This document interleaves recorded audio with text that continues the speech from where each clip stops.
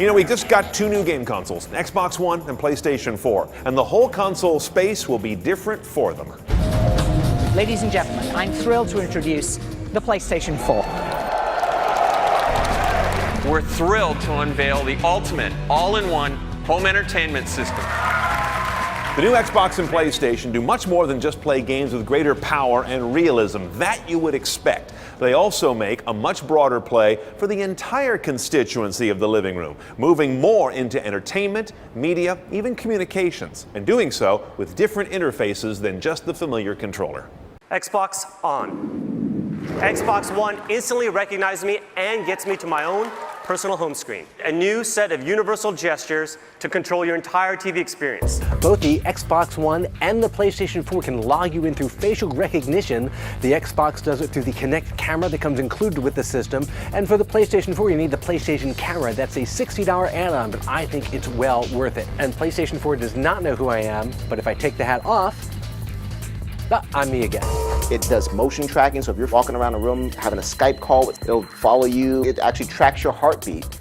You know, if you're having an exercise game. And I can say, Xbox, show fantasy. And now I get my fantasy players right alongside.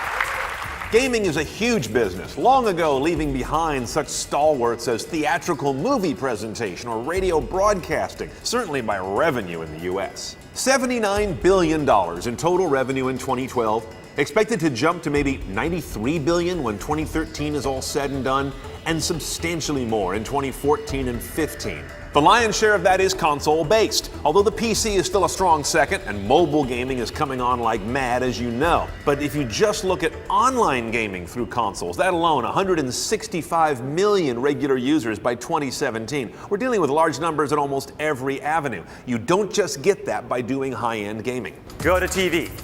42% of console owners use them to watch movies, 19% to watch TV shows. Show the guide.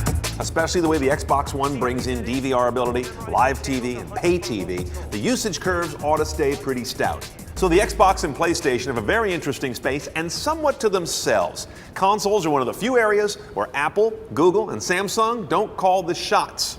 And as games and movies and even television shows begin to share technologies, looks, and motifs, they leverage each other and make each other bigger. It becomes one big entertainment pie, and the game consoles are well positioned to be in the middle of it. Now specifically, at launch at least, Microsoft's Xbox One seems more focused on TV integration, whereas Sony's PlayStation is keeping a bigger foot over in the gaming side, but also leveraging hard its 4K output ability, because Sony wants to sell 4K TVs.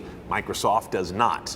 And both these devices are important plays by Microsoft and Sony to become kings in second screen. And by that I mean formal second screen, where the content on each screen is synced, tied, and relevant to each other, as opposed to informal second screen that we already do a lot of. That would be more like checking Facebook while you're watching an unrelated TV show.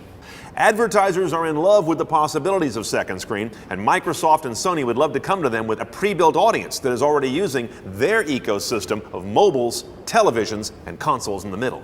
Now, a big risk to this grandiose vision of consoles taking over the living room lies in products we already have. If set-top boxes, mobiles that talk to TVs, optical discs, and pay TV prove insurmountable because of their relatively low cost, low commitment cost, and ability to evolve quickly, that could put a real damper on what these companies think they're going to do in the living room. So here's the 4-point plan for the game consoles to attack the living room. First, embrace and support the content I already subscribe to and use. Don't make me reinvent the wheel. Secondly, support the mobile devices that I carry, not just the ones you make. Third, go get a new digital covenant with Hollywood. Get me the stuff I want at a great price on demand, and do it before Apple does. And fourth, get out there and make the interface and the whole device experience as simple as TV used to be. If game consoles can pull that off in their living room presentation, they will indeed be an American household technology engineered like no other.